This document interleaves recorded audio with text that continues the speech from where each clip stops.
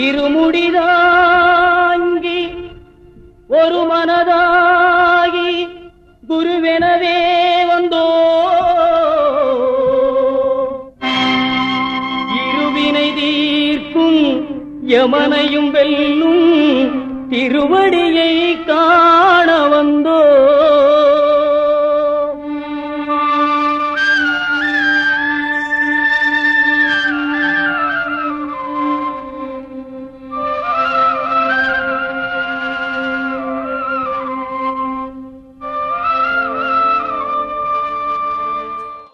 யோக பட்டயம் கட்டி நித்திய பிரம்மச்சாரியாக சபரிமலையில் அருள் பாலிக்கும் சுவாமி ஐயப்பனின் அவதாரங்கள் எவ்வளவு என்பது அளவிட முடியாதது.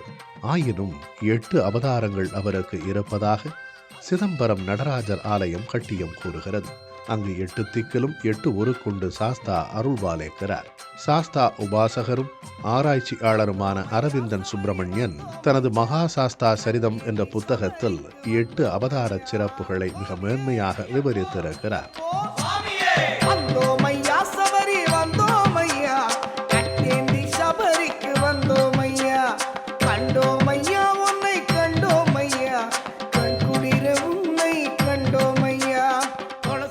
அதில் அஷ்டௌ க்ஷேத்ராணி சந்தியத்ர தேஷ்வேகம் க்ஷேத்திரமுத்தமம் என கூறும் சிதம்பர ரகசியத்தில் சாஸ்தாவின் 8 ரூபங்கள் விவரிக்கப்பட்டிருப்பதாக ஆதாரங்களுடன் எடுத்துரைத்திருக்கிறார்.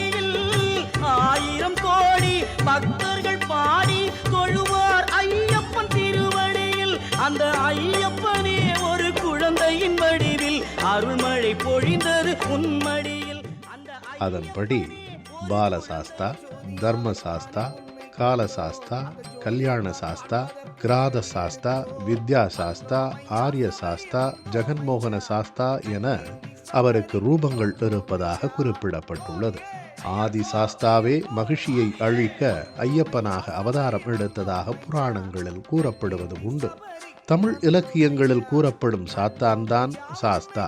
சீத்தலை சாத்தனார் போன்ற புலவர்களின் பெயரை கொண்டே சாஸ்தா வழிபாடு தமிழகத்தில் தொன்று தொட்டு இருப்பதை உணர முடியும் என்பதையும் சாஸ்தா ஆராய்ச்சியாளரான அரவிந்தன் சுப்பிரமணியன் பல்வேறு இடங்களில் தெரிவித்திருக்கிறார். இதில் மிகவும் முக்கியமான தலம் சூரிமுத்தையனார் கோவில். அதன் சிறப்புகள் என்னென்ன அடுத்தடுத்து பார்க்கலாம்.